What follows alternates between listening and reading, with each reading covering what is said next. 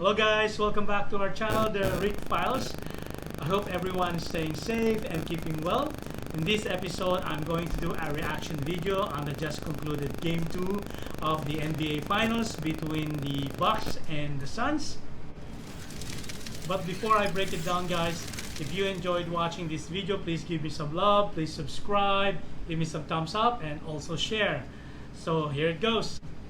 So Game 2 is another thriller guys, thanks to the heroics of the two best players from the two opposing teams, Devin Booker of the Suns and Giannis Antetokounmpo of the Bucks.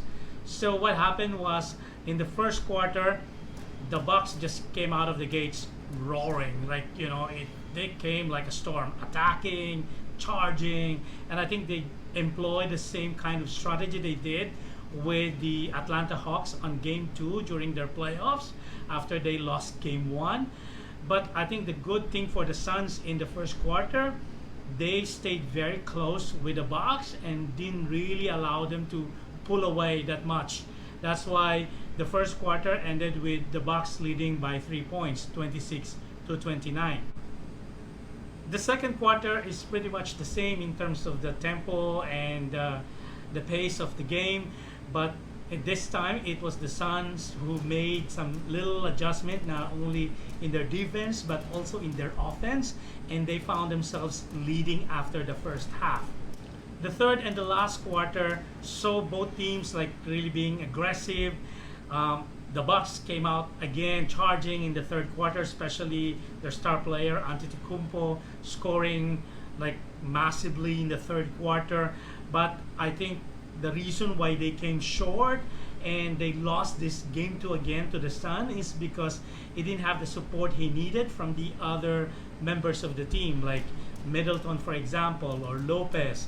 Holiday was decent with, I think, he has got double-digit points, but the Suns again emerged victorious because they are the better team in terms of execution, making some adjustments, and they also got the support of the other players. Like, for example, Mikal Bridges scored an all-time high of 27 points during this season, and I think that was a big help, and it actually relieves so much pressure from the pressure was off from the other players, like, you know, Booker and Paul and Ayton and Crowder, and that's the reason why they won this game.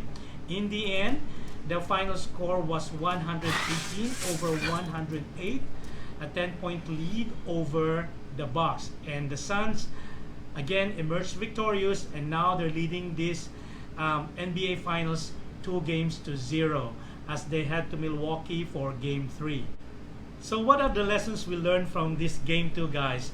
I think the Sun again better executed their strategy in this particular game.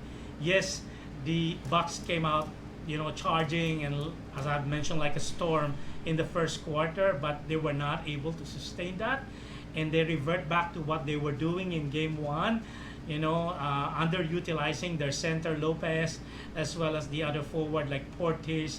It was only Antetokounmpo who actually step up to the plate, and the same manner, like, you know, it was not a stellar performance from Middleton, and the team really needed his contribution to be able to win the game.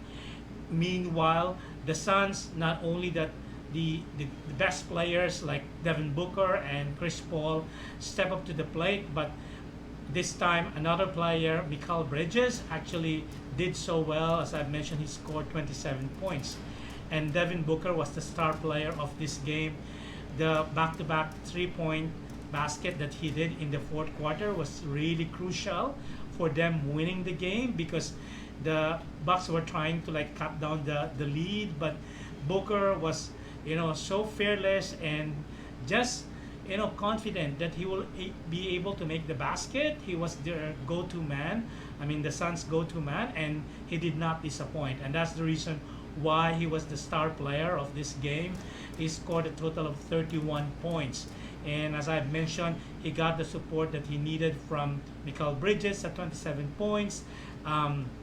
Same thing with Chris Paul scoring 23 points, and I think double digits also was was put in by Ayton, as well as two other players scored like 8 and 6 points. I think Johnson. I think the greatest lesson I learned from this is, being able to have a lot of options. So if things are not working out, you could always go to not only plan B but C, D, E, F until Z.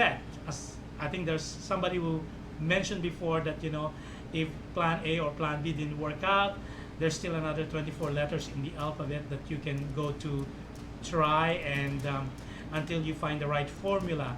And I think the Suns made the adjustment better in this game, and I think with the cohesion and the total teamwork exhibited by the Suns in this game, of course with the leadership of each and every one of them, especially Paul and Booker, they were able to again snatch game 2 of this NBA Finals. And I think in life that's also something that we could apply. Yes, we will fail, we will not succeed many times, but you know what they say, for as long as you don't strike out yet, there's always a chance to try and try over and over again. So never say never kind of attitude. And that's the reason why I really love this team, because they have this great mindset, this big heart, and this great mentality. As a matter of fact, when they were interviewed post game, both Crowder and Booker and even Bridges, when they were asked like what is your perspective or attitude going into game 3, which is going to be in Milwaukee, you know what they say? They say that we're treating it as that next game, we're treating it as the most important game of this championship, and we're treating it as like 0-0 score. Like they're not looking ahead. They really just have to prepare. And I think that's a great attitude to have. Until you reach the finish line or achieve your goal. Just don't give up. Be relentless. And I think it served them well so far. So let's see what's gonna happen in game 3. I'm sure there will be a lot of adjustments gonna be made by the Milwaukee Bucks, but let's see how the Suns will respond. I'm sure they're not gonna relax, and they're not going to just rely on what they have done on game 1 and game 2. They're still going to be able to strategize, and they're gonna keep doing what they're doing so well, which is making little adjustment and really staying close with the Bucks to ensure that they never pull away, and give them a lot of opportunities to win the ball game. So that's about it, guys. I hope you enjoyed this little snippet of a video about my reaction in game 2 of the NBA Finals. I also did mention in the last video that I'm closely following up tennis, and unfortunately my idol, my favorite player, Roger Federer, lost his quarterfinal match against Hurkacz. But the ray of light during his post-conference, he said that he and his team will reassess the situation, and he did also mention that the plan is to continue playing on, and I hope that he will not stop playing. Yes, he was not much tough, and Hurkacz was the better player of the day, and he sees his opportunities.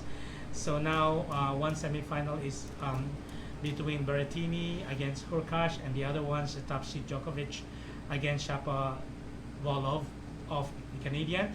So I think Djokovic is going to be tough to beat, but let's see how it shakes out this Sunday in the men's championship. And also this Sunday is going to be the game 3 of the NBA Finals. We're going to follow that very closely. I'm going to do another reaction. So guys, I hope you enjoyed this video, and in the meantime, please take care of yourself and each other. Bye for now.